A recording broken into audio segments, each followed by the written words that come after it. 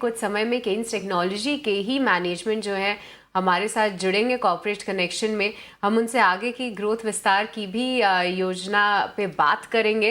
Mister Jairam Sampath जी, जो कि company के होल टाइम डायरेक्टर और CFO हैं, वो जल्द ही हमारे साथ कुछ ही देर में जुड़ेंगे, तो उनसे हम ज़रूर इन सभी मुद्दों पे चर्चा करेंगे। पर क्योंकि हम इस कंपनी की बात कर ही रहे हैं, तो चलिए आपको बता दें कि केन्स टेक्नोलॉजी करती क्या है। तो कंपनी IoT सॉल्यूशंस देने वाली इंटीग्रेटेड इलेक्ट्रॉनिक मैन्युफैक्चरिंग कंपनी है, जहां पे सरकार की इलेक्ट्रिकल कंपोनेंट सेक्टर के लिए 30,000 करोड़ की PLI स्कीम लाने की तैयारी है। और इसको लेकर कंपनी की क्या तैयारी है, क्षमता विस्तार समेत आगे की क्या योजनाएं हैं, इन तमाम मुद्दों पर चर्चा के लिए हमारे साथ जुड़ रहे हैं कंपनी के whole time director CFO Jayaram Sampath ji. लेकिन चर्चा से पहले कंपनी के सफर पर आइए करते हैं एक नजर।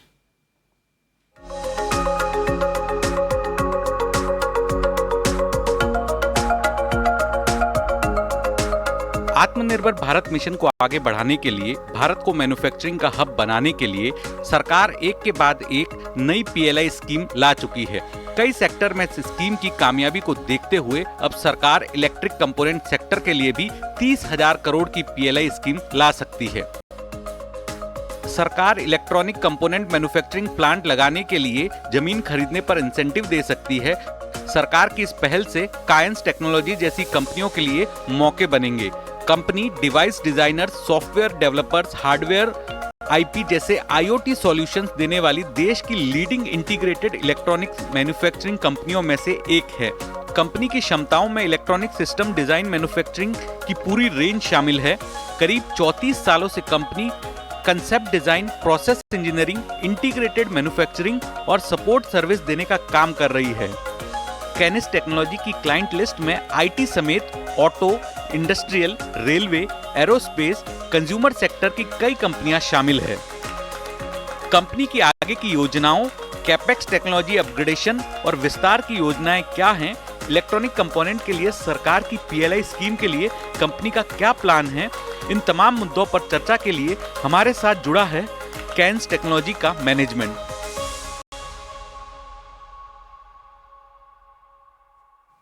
तो आइए चलिए करते हैं केन्स टेक्नोलॉजी के मैनेजमेंट से चर्चा। हमारे साथ कंपनी के डायरेक्टर और CFO जयराम संपत जी जुड़ चुके हैं। नमस्कार जयराम जी, मैं सृष्टि शर्मा बात कर रही हूँ। क्योंकि अगर हम देखें तो हालांकि आपकी कंपनी तो अच्छा प्रदर्शन कर ही रही है, पर पूरे सेक्टर में जो है जोश है, और ये जोश मिनिस्ट्री ने भी भरा है। सबसे पहले तो उनका एक अनाउंसमेंट आया है कि जहां पे वो 30,000 करोड़ की कैपिटल सब्सिडी लाएंगे इलेक्ट्रॉनिक कंपोनेंट्स के लिए।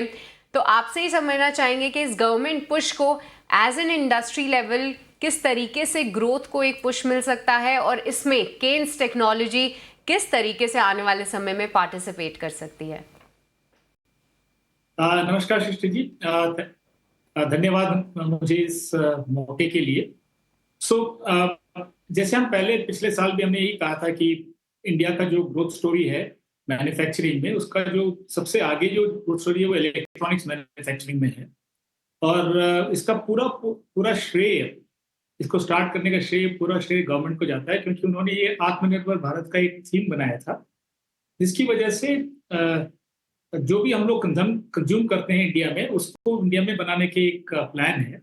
और उसके हिसाब से काफ़ी कंपनियों ने अभी टेक्नोलॉजी का इम्प्रूवमेंट किया है और काफ़ी कैपेसिटी वगैरह ऐड कर ली है। तो ये सब मिला के ओवरऑल पिछले साल जो जर्नी स्टार्ट हुई थी इसमें हमारी, इस साल नए गवर्नमेंट फॉर्मेशन के बाद जो भी अनाउंसमेंट्स हुए हैं, उससे काफ़ी इसको एक्सेलरेशन मिलेगा और तेज़ी आएगी। हमारे एफर्ट्स में भी काफ़ी एनकरेजमेंट है गवर्नमेंट की तरफ से भी।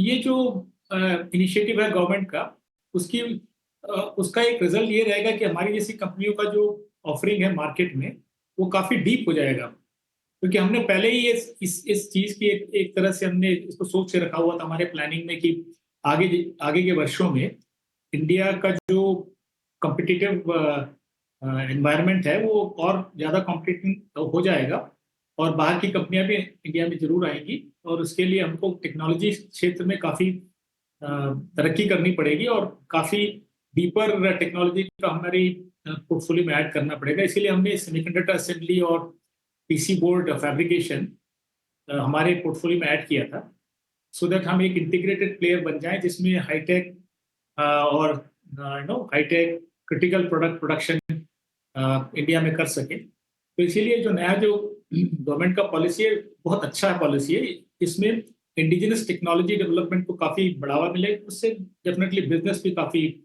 ज्यादा होगा। ऑलराइट, जयराम जी, अब आपसे समझना चाहेंगे कि कंपनी इस स्कीम में किस तरीके से पार्टिसिपेट कर सकती है इन टर्म्स ऑफ के आने वाले समय में क्या कुछ केपेक्स प्लान्स हैं कंपनी के, और साथ ही जिस तरीके से हम देख रहे हैं कि आप बता भी रहे थे कि मार्केट साइज बहुत बड़ा है, बहुत बड़ी अपॉर्चुनिटी साइज है, तो इस पूरे इंडस्ट्री का मार्केट एक्सपेंशन आप होते हुए कैसे देख रहे हैं? जी, जैसे हमारा जो बिजनेस है वो 3 भागों में देख सकते हैं आप। एक तो हमारा ट्रेडिशनल बिजनेस जो ईएमएस बिजनेस कहलाता है, उसमें थोड़ा बहुत डिजाइन भी है, तो वो तो पूरा का पूरा इंपोर्ट सब्स्टिट्यूशन के बल पे दौड़ रहा है। और वो आगे 5-10 साल बहुत अच्छे से ग्रो होगा, क्योंकि इंडियन कंपनीज का मेरे एस्टिमेट के हिसाब से 5% या 10% से कम ही मार्केट शेयर है इस। सो डिमांड सप्लाई गैप काफी है इसमें, तो आप अगले 5-10 साल तक तो कम से कम ये चलेगा। और इन द मीन वाइल हमारे कंट्री का ग्रोथ भी होगा और डिमांड और बढ़ेगा।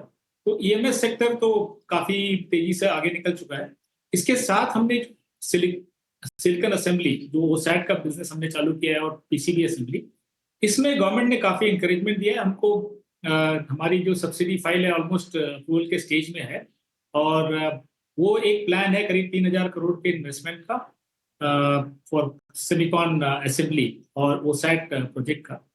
और वो हम 2 से 4 साल के बीच में पूरी तरह से इसको कैपेसिटी यूटिलाइजेशन में लाएंगे।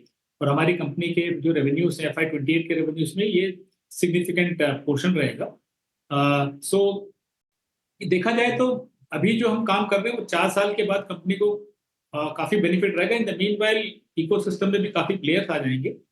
सो ये जो है ये जो नए बिजनेसेस को गवर्नमेंट प्रमोट कर रही है, semiconductor assemblies and all that, जितने भी कैपिटल सब्सिडी और पीएलआई स्कीम्स कर रहे हैं, इसकी वजह से इन कंपनियों की जो है ग्रोथ रेट काफी हाई रहेगी। जैसे हम कह रहे हैं कि 50% से ज्यादा रहना चाहिए सभी कंपनियों का, सर्टेनली हमारी कंपनी का भी होना चाहिए रेवेन्यू ग्रोथ।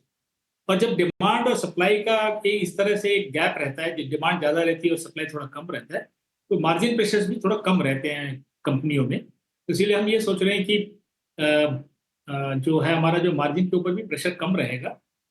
तो उसके हिसाब से आप देखेंगे कि काफी वैल्यू क्रिएशन होगा, काफी नए कस्टमर्स आएंगे, काफी ग्रोथ बढ़ेगा। ऑल द 3 सेक्टर्स, एक तो ईएमएस सेक्टर हुआ, दूसरा सेमीकॉन असेंबली का सेक्टर हुआ, तीसरा जो है पीसी बोर्ड बनाने का जो सेक्टर है उसमें भी काफी बेनिफिट। और एक क्वालिटेटिव बेनिफिट ये रहेगा कि 4 साल के बाद हमारी कंपनियां, जो देश की जितनी भी कंपनियां, काफी हाईटेक कंपनी में गिनी जाएगी। सो उस समय बाकी किसी कंट्रीज से हमारा जो कंपटीशन है वो आराम से कर सकते हैं। जयराम जी, आपसे बहुत सारे मुद्दों पे बात करनी है, थोड़े समय की कमी भी है हमारे पास, पर आपसे समझना चाहेंगे, देखिए एक कंपनी ने टारगेट सेट किया है कि वित्तीय वर्ष 2028 तक $1 बिलियन का कंपनी रेवेन्यू जो है वो प्लान कर रही है। और इस बीच आप बता भी रहे थे कि आपके जो सेगमेंट्स हैं उनमें क्या कुछ ग्रोथ के ट्रिगर्स हैं। आपसे समझना चाहेंगे कि अगर हम $1 बिलियन अचीव कर भी लेते हैं रेवेन्यू में, तो इसमें से कौन से सेगमेंट्स कितना कंट्रीब्यूट करेंगे, और साथ ही साथ देखिए कुछ एक ऐसे सेक्टर्स जैसे कि एरोस्पेस सेक्टर हो गया, वहाँ पे भी कंपनी की ग्रोथ की रणनीतियाँ हैं, उसमें भी बताइए कि क्या कुछ उसमें हम आने वाले 3 से 4 साल में डेवलपमेंट होते हुए देख सकते हैं। जी, सो इस तरह के जो ग्रोथ रेट हम कह रहे हैं अभी 50 से 60% के बीच में एनुअल ग्रोथ रेट रहेगा, और FY 28 तक $1 बिलियन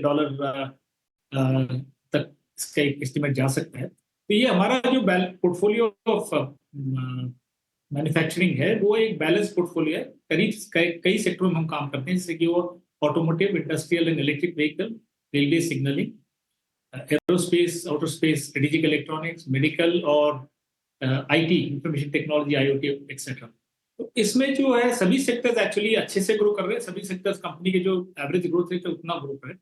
कुछ सेक्टर जैसे कि इंडस्ट्रियल सेक्टर हुआ, जिसमें स्मार्ट मीटर्स का काफी कंट्रीब्यूशन है, तो उसमें भी काफी ग्रोथ नजर आ रहा है हमको। इसी तरह से आप देखा जाए तो रेलवे के लिए भी गवर्नमेंट ने काफी इम्प्रूवमेंट ऑफ सेफ्टी और इम्प्रूवमेंट ऑफ सिग्नलिंग के लिए काफी एम्फेसिस दिया है, तो रेलवे सिग्नलिंग में भी आपको काफी अच्छा ग्रोथ मिलेगा। एरोस्पेस सेक्टर में इंडिया जो है काफी एयरक्राफ्ट वगैरह खरीदता है, और ऑल्सो जो ग्लोबल प्लेयर्स है उनको अब इंडिया रडार में आ गया है, और इंडिया में उनको क्वालिटी कॉस्ट डिलीवरी में थोड़ा बेटर ऑप्शंस मिलते हैं, बजाय कि वो साउथ एशिया और अदर कंट्रीज में जाएं।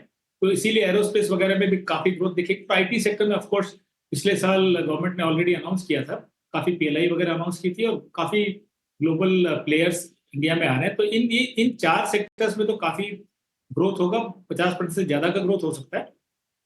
और ये जो है ये ग्रोथ कंटिन्यूस रहेगा, क्योंकि अभी काफी डिमांड सप्लाई गैप है, और ये growth in these sectors is demand which is yet to happen in future, मतलब फ्यूचर का डिमांड है ये। और बाकी तो जो भी हम इंपोर्ट करते हैं उसका सब्सटीट्यूशन का ग्रोथ अलग है। इसीलिए आप ये सब मिला के आप देखेंगे तो ये जो 50-60% भी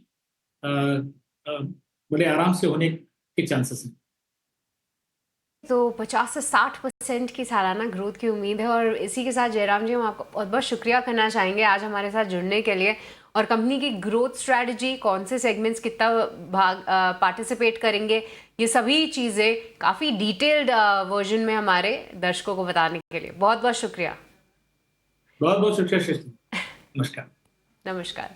तो ये थे केन्स टेक्नोलॉजी के मैनेजमेंट। हम देख पा रहे हैं कि पूरे ये एमएस स्पेस में ज़बरदस्त एक्शन है, और कंपनी जो है पूरी तरीके से तैयार है अपने सभी सेगमेंट्स में अच्छा प्रदर्शन करने के लिए। एरोस्पेस से लेके सारी, अगर पीएलआई स्कीम के बेनिफिट्स की बात करें तो ये सभी रणनीतियों के बारे में मैनेजमेंट ने हमें विस्तार से बताया। पर चलिए